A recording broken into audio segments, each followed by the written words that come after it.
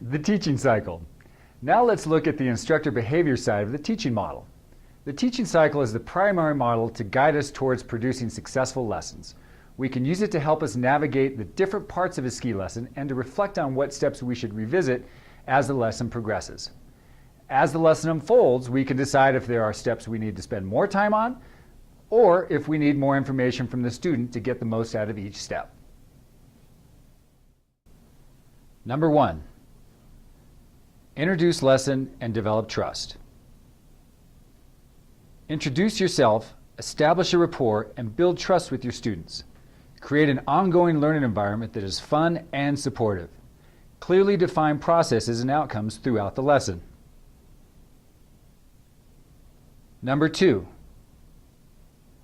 Assess students and their movements. Identify past experiences. Discover your students' learning preferences. Evaluate physical conditioning and needs. Notice your students' motivational and emotional states. Determine ability level by evaluating movement patterns. Prioritize movement needs. Number 3. Determine goals and plan experiences. Work with students to select appropriate goals based on student makeup and skiing assessment. Formulate a meaningful progression of movements and skills. Suggest general goals and objectives for the group and for the individuals. Number 4. Present and share information.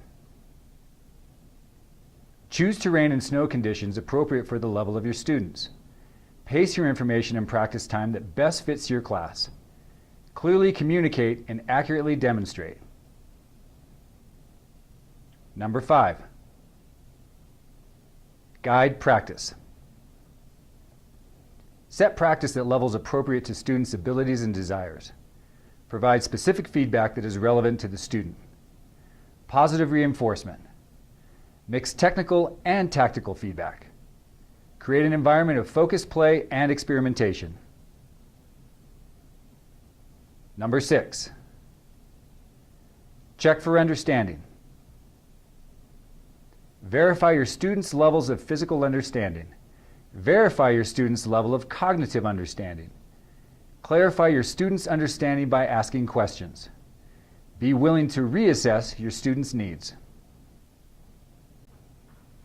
Number 7. Debrief the learning experience. Engage students in discussion to draw out insights about their performance. Review the established goals and objectives. Have students verbalize what they've accomplished. Establish independent practice. Invite students to explore further experiences and growth opportunities. This is an important element of closure.